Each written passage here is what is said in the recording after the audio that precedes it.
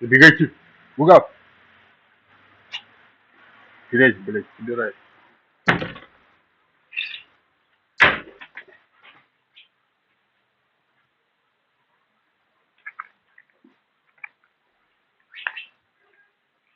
Орешки.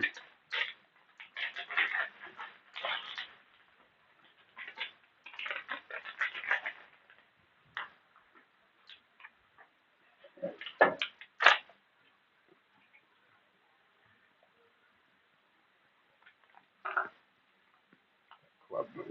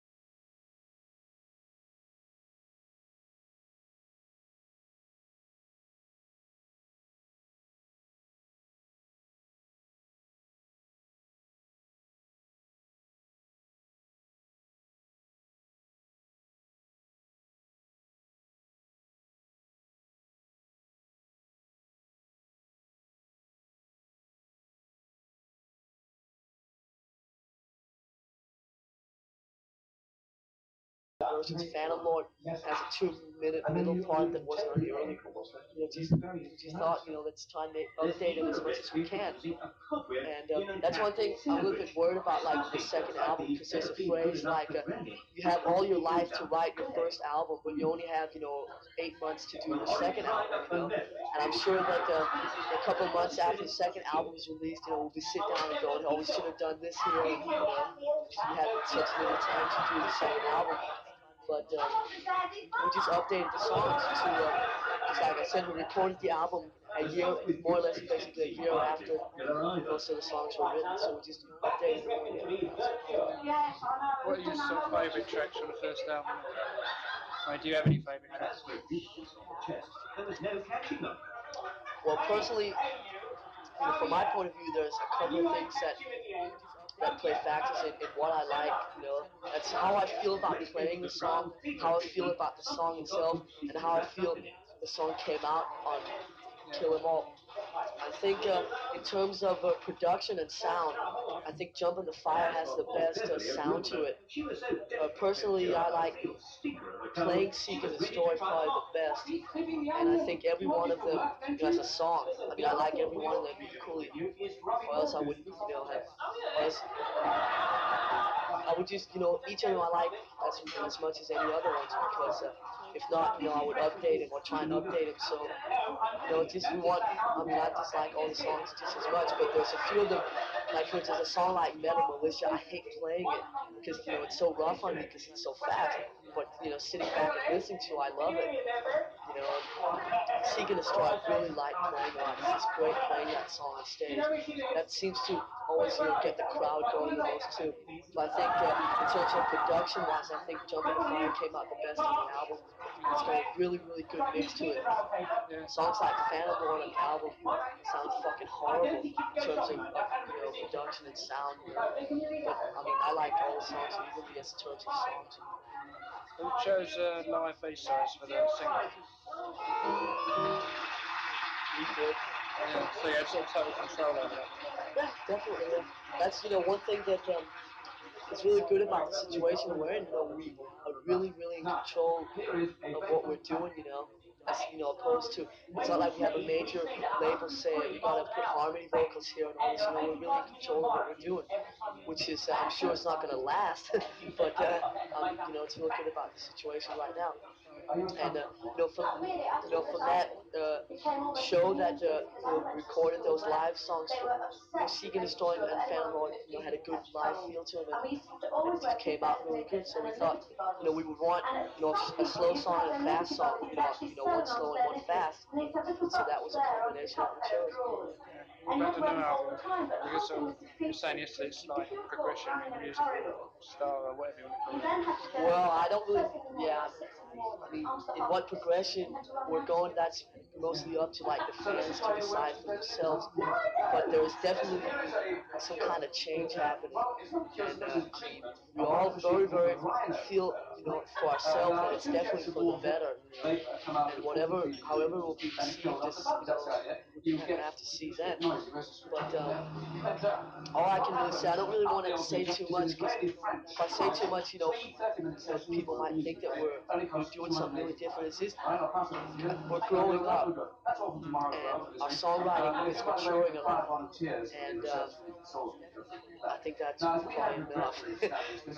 I mean, the songs still have that Metallica feel, the Metallica energy, the Metallica, power to it. Just, growing up 2 years, and maybe accessible to a few more people without losing any of the people that that we have as fans right now. I mean, I'm not saying anything along the lines of going whipping out a commercial or trying to broaden to get more people. It's something that's happening naturally. It's not like we're sitting down and going, now we want to make our songs better, or it's just something that's happening. It's like we write a song, then we sit down and listen to it, and it's like, wow, we're progressing, And it's good, because we really feel that, musicianship-wise, we're all really progressing, songwriting ability, song arranging, really growing up and learning a lot. Because, when we started out, none of us had not really had any kind of previous experience. Metallica was like the first real band for all of us. The first, kind of dealing with a situation like, real band like that. And so obviously we've learned so much and gotten so many new experiences, and so we're just, going, learning a lot. I think is a good way to put it. But I mean, when people hear songs like, I think the new songs that we've been playing live, they have gone down better. People come up and say that the material is so much better than anything on Kill 'Em All, which I agree with. And a couple of years I'll probably, sit back and say that the second album is probably real weak to what we're doing at that time. But what's really good to hear is that everybody who's heard the new songs say that, it's really going in the right direction. So you're not sort of disowning any of your previous songs. No, because that's how we were back then. And now we're the same people. We're just, have 1 or 2 years more experience. And in a couple of years, I'm sure, I'm never going to disown them because they were written at a time when we felt like that. And playing them live is always really good. I mean, playing those songs live is fucking great. I've played Hit the Lights probably 1,000 times, not live, but, with rehearsals and stuff. And, every time I play it live, I still get the same kick out of it as I do the first time. And we're definitely not disowning anything we've ever done. We're just growing up. And the new album, you say got a title? Tentatively, the reason I say that is because, last time we had like Metal Up Your Ass, it was like, this is the title, and then, in the 11th hour it got changed. So this time we have Ride the Lightning as a title. It's a song that we do, and it's got, it's like, about, this way of dying that there's some people experience through capital punishment. And, it's just a song, I guess, to put it bluntly, just about, what happens in the electric chair. And we have, we feel a very brilliant cover idea that will fit good with that title, and we'll see if it ends up being that. But, right now, that's definitely what it looks like. Are you going to produce it yourself? Well, we've always felt that, our choice for producer would be Chris Sangaritas. And there's, we haven't really been able to get him to do the next album. And, We've tried. Huh? We've tried. So. Well, let's put it this way. Let me see how I can put it right. We've been in contact with this agency and representation, and we feel that at the financial point where we are right now in terms of what we're doing, we think that the price that he's asking, and he wants a lot of percentage off, the album too. We feel that since we're not trying to cop any kind of a commercial sounding single or anything, that what a person like Chris Sangaritas would help us most with right now would be stuff like arranging songs and stuff, and we feel that we're pretty confident in doing that ourselves. And this time we're working with, we're working with people in the studio that we'll be recording. We're working with people that, the engineer that will be for the second album is so brilliant. We feel that we can, cut out the cost of bringing in a Crystal Sangaritas to say, I think the mic should be placed 2 feet from the Marshall cabinet instead of 3 feet, and we should have 2 choruses here instead of 1. Because we will be recording at the studio named Sweet Silence in Copenhagen, Denmark, where Rainbow have done, like, I think the last 3 albums that Merciful Fate have done some early tapes. So the album, The Brats, 1980 The Brats, was done with this engineer that we're going in with. And we're really confident that the sound that we're looking for we'll be able to get with him. And so more or less eliminating the cost of bringing in a producer. So that means that the album will be credited as produced by Metallica. Why are you recording an album over here rather than back in the States? Who's best placed or? Well, I think part of it is we felt that if we stayed over here and recorded the album at the time when we recorded, then we'll be able to tour before the album and after the album. So we'll be able to tour the same 2 markets. If we came over and did a tour of Europe and England, that would be more or less it that we could do before we would have to go back. But if we come over and do a tour of Europe and England, then record the album spent 6 weeks recording the album. Then we could go back in those same markets, and do like a new tour. And so like what we're doing is we're really doing like two tours, in one playing fair over here. And plus, you get to spend more time in Europe and just being away from America for a while. I think would be real good for us. Plus, I think the way the plans have been laid out for 1984 is to try and concentrate as much as we can on breaking as big in Europe as possible.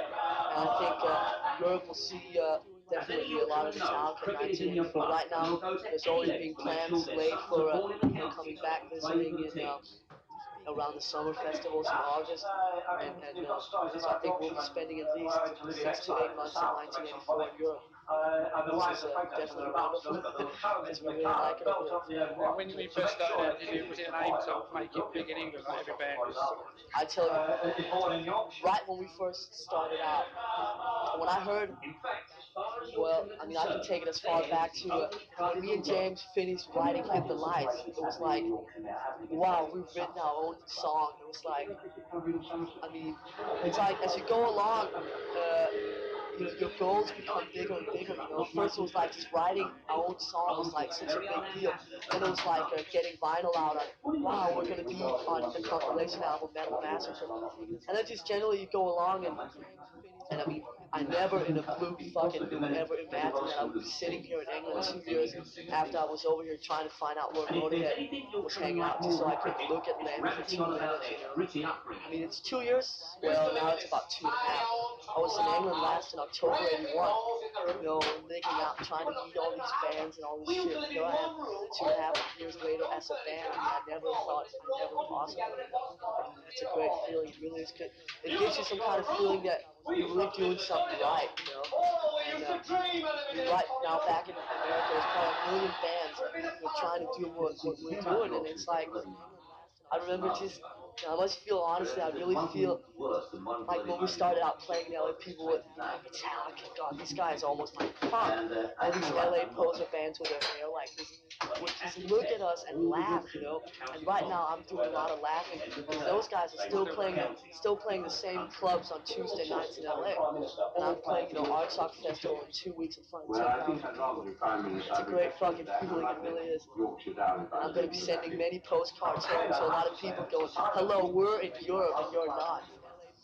Who's got the last laugh? Going back to your search for a vocalist, what sort of style are you looking for? Are you sort of looking the same sort of, similar to James, or more sort of Dio type of vocalist, or anyone that just seems to fit right? I think a lot of times people come up to us and go, we're here looking for vocalists, and it's like, just taking one look at the guy, I know it sounds probably real corny, but I think probably what's the first step before we even sit down and listen to somebody is if we feel they fit in, whatever, attitude-wise and look-wise. And I mean, I don't know, what kind of vocalist you're looking for? Looking for somebody pretty raw. I think the way John Bush sounds, who John Bush is? I'm a Saint guy. I think something to that effect. Because I think he's capable of singing both like Metal Militia and Whiplash, plus like please don't discourage this out there whoever's reading this, for like we have like a sort of ballad on the next album, and I guess we're looking for somebody who can still sing, Whiplash and Metal Militia with that same feel to it as James does, and then somebody who can sing, something slower with a bit more feel to it like Dio or Sean Harris or whatever, and then somebody at the same time who would fit in stage presence-wise, looks-wise, attitude-wise, young, I mean, there's so many things that must be taken into account before we find the right guy to ever do. But, vocal sound-wise, I think it'd be like a combination of like James and Ronnie James Dio or something, So James is going to sort of do sort of ballad on the album structure or not? Yeah, actually, I've been a little bit, what's the word, like nervous or just really wondering how it's going to sound. And then we just finished writing it about 3 weeks ago. And he's been working with the lyrics and stuff to it. The other day, I kind of, let's hear, how you would sing it. And he started singing it, and it's like, it freaked me out. It just sounded really fucking good. It's like, 'cause his voice is not, as you can probably understand, the best to sing, like a sort of like ballad kind of. It's like a heavy ballad, like Beyond the Waves of Death kind of thing, And he just sang it. And it just fucking sounded great. It really did. It really did. It was real surprising. Really good. Just change the sort of. Yeah, how would you describe Metallica's music? I mean, sort of power metal seems a popular phrase now. Well, see, I can describe it two ways. I can describe it like Kill 'Em All, which everybody's heard. Then I can describe the new stuff that we're doing. I think the initial influences, like when we got together first, as obviously, people. I think Motorhead, in terms of they were like the first band to play really fast. So I think our influences and sound owe a lot to Motorhead playing really fast. But if you sit down and really and try and figure out what Motorhead really are doing in terms of the song arrangement of the way, they're not really riffs. Motorhead are more like thrashing on some kind of open chord or something, like instead of a riff that's repeated over and over. And where that comes in is that on this trip I told you about, 1981, I came over. I stayed with some people up in Birmingham, a band named Diamond Head. And I think, hanging around them for 6 weeks and staying with them for 6 weeks, the way they do their songs, back then I'm talking about like Lightning to the Nations period. They were all, repetitive riffs, riffing like repeated with catchy choruses and stuff. I think our early material, like the Kill 'Em All, it's basically a combination of like Motorhead's energy and speed, and just speed like that, combined with like arrangement and repetitive riffs that I learned, from staying with Diamond Head. I mean, you take like something like Metal Militia, it's like a riff that's repeated just at a really really fast speed. While most bands like Venom or Slayer or even Motorhead, they didn't really play riffs. They played, we do more something that's repeated over and over, which is one of the reasons I think we're doing so good is because riffs like that that are repeated over and over tend to be a lot more catchy and easy, for kids to, usually, what measure a band's success is, how catchy the material are, And I think that's, just catchy riffs and choruses just played at a great speed, I think that's pretty much the definition of Metallica, like Kill 'Em All. The next album, I think we got a little bit more, we're doing a lot of double lead, doing some harmonies, like some harmonies with, them playing different roots and stuff and shit like that. It's quite technical, which is something that Cliff has definitely brought into the band since he joined. Cliff is very technical and musical, very well educated, and he's brought in a lot of like harmony things and stuff like that, which we're doing like it's still like with the Metallica feel to it and everything, doing like I think this song called Fight Fire with Fire, which will be the opening track of the next album, I think is definitely the best fast and heavy song ever. And it's got everything. It's got energy, speed.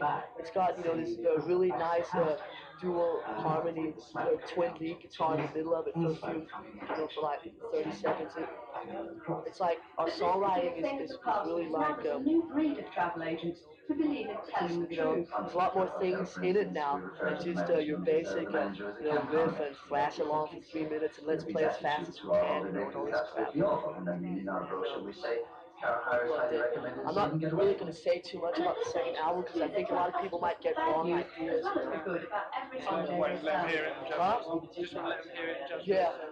What do you think of bands sort of like Slayer or Siren and Anthrax? Sort of, looks like they're jumping on the Metallica bandwagon, but they're sort of the same sort of refreshing sort of style. Personally, I don't really listen to any of them too much. Of course, I've heard all of them, but that's more like just to hear them and see what they sound like. It's not something that I put on my turntable repetitively. Slayer is, one story of Slayer about a year and a half ago. in LA, we did this one gig where we were headlining, and they were at the bottom of a four-band bill. And the story goes, well, I mean, I was there, I know, they played all the covers. They do like Judas Priest and Deep Purple and Iron Maiden covers, Slayer. And then the drum roadie that we have presently on tour with us is a very good friend of the guitar player from Slayer. And the story, that he tells us is that after Slayer saw us that night, the next day they decided not to play covers anymore and to write their own fast, heavy metal songs. So enough said about Slayer. Apparently, they're a cross between like Venom and Metallica, and Anthrax have improved very, very much since we first met. They're really, really good friends of ours, and they don't. I mean, I don't think they sound that much like us, like something like Slayer. I think they have quite a good independent sound. Anthrax, I think their album sounds really good. And there's a lot of bands though that you guys haven't heard about over here yet, like in San Francisco and some other bands we've met, like in Chicago, Cleveland. That just kind of makes you wonder how they would sound if like Kill 'Em All had never been. Which in one way is quite satisfaction because usually the bands that make it the biggest are the bands that have their own sound and then other bands copy. Like you have like the AC/DC sound, right? You have AC/DC, Crocus, Starfighters, Angel City, whoever, all these bands playing that AC/DC sound. The reason AC/DC are 10 times bigger than all the other bands playing their sound is because they were the first band to do it. And that makes me really feel good because I guess we were the first band, maybe along with Venom, but I don't really think we have too much in common with Venom anymore. To have that, play that sort of metal that we do, which is good for the future because maybe that's a sign that we're going hopefully as far as we would want to go. And just usually the bottom line is that bands that make it the furthest are the bands that have the most original sound. And so with all these other bands copying the talented sound, that means that we must be doing something a little bit different. Really sort of laid in the wires. Huh? Sort of laid in the wires. Yeah, I guess so. Because when we started doing what we were doing, about 2 years ago, there was definitely not any bands that sounded like we did then. And the only fast metal band around there was really Motorhead. And I don't really think they had too much in common with them. Some people that don't really know too much about metal, anything that's fast, that sounds like Motorhead. I don't think we have anything to do with Motorhead at all, except just we play fast. A lot of energy. Do you still get a chance to listen to many other bands? Yeah, I definitely try and keep up on as much as I can on the scene. And I think we might be one of the only bands that really listen to a lot of bands that are smaller than we are. Just generally keep up on what's happening. You notice a lot of times that you interview with bigger bands like Judas Priest. They'll be talking about some off-the-wall band that are really big and go, yeah, I've heard of this band named Iron Maiden or something like that. That kind of attitude, but we really pretty much know what's going on, on both sides of us, under us and over us. And to be honest with you, there's not that much I like that's smaller than we are in terms of popularity. It's like a couple of years ago when I was, more like a fan than a musician. I used to appreciate. It was like I was after things that was just as heavy as possible. I used to take great pride in hearing about a band before anybody else did, that kind of bullshit. But now I'm speaking more as like a musician in a band. I tend to listen for bands that write good songs and have good musicianship and stuff like that. And right now, what I listen the most to at home would probably be Purple in terms of musicianship, songwriting, and just sheer brilliance. Purple, Richard Blackmore, is for me right now is definitely what I listen to the most. I tend right now just to listen to mostly big bands. My favorite of like the big bands today has to be Iron Maiden. I think they're really one of the only of the really big bands that I really like what they're doing. Those guys are fucking really good. And there are bands like Judas Priest and stuff. I don't really care too much for what they're doing nowadays. But I think Iron Maiden are really good. Other bands I personally like, mostly like Diamond Head. I really like. Even in this. A chip pan more than half Well, I full mean, of to oil be or fat perfectly honest will with you, bubble over I when think I you might pour have the some kind of juice. complex with it. I mean, And then if they put out a Duran Duran song, I still might like it. I think it owes something to do with, I stayed with them. They're such a big Second, influence run a on what I've T-bar put under a into, tap. my And lick it contribution out. to why I'm Set credited it on, down. all the Metallica songs, like mostly Then place arranging it and over stuff the like that. blade.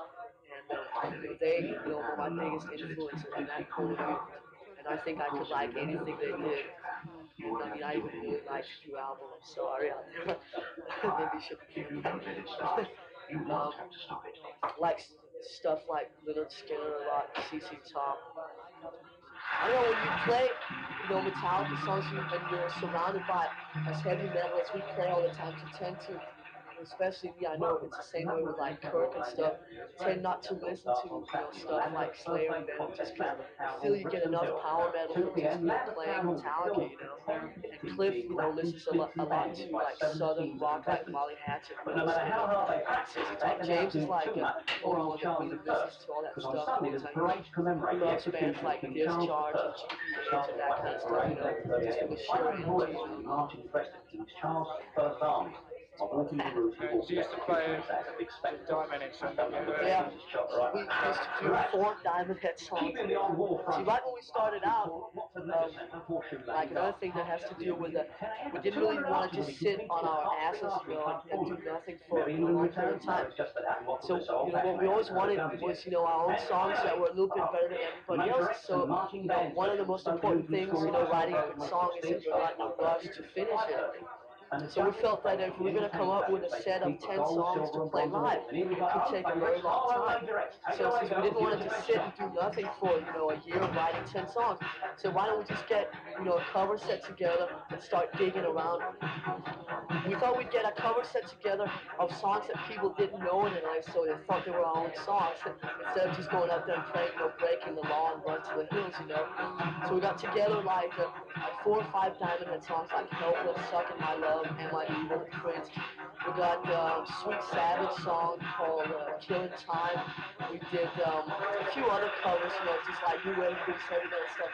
We just kind of did that over in LA for a while, which is quite funny. Then, as our own songs came about, we just kind of chopped, the covers and just put our own songs into the set. We still, if we're very drunk, we can still play some of those, for a good laugh. A few weeks ago, did like kind of like a private gig, like in a basement, just sort of for like 50 friends, and we were extremely drunk. And like another band that we really like listening to is like Merciful Fate. We went through Merciful Fate medley and did like the old Diamond Head covers. It was a good laugh. It's not something we'll ever do on stage, I think, anymore. you don't play any covers at all? No, not anymore. We have so much material now. So what would a European live set include, say, some new material? Well, one of the reasons that we've been playing the new songs in America is that we've been playing all the Kill 'Em All songs, all the time over there. So I think, that these European gigs will definitely include more or less every song on Kill 'Em All. And since we're in an opening position, I don't think there'll be time for anything else. We might throw in maybe just 1 or 2 of the new songs, maybe on our chart days to get, longer set there. But basically, since it's our first visit to Europe, we're here to promote Kill 'Em All, and we're on Kill 'Em All tour for Europe. So what we'll be doing will definitely be all Kill 'Em All, and just as little of the new album as possible. And like I said, the reason we've been doing the new songs in like America is that, all these people that have seen Metallica 10 times, I mean, it's cheating them. They pay $8 to see us to keep playing just the old songs when we actually have 4 or 5 new ones. Well, first of all, I think no more than just a bit of a cliche, too much of a stereotype.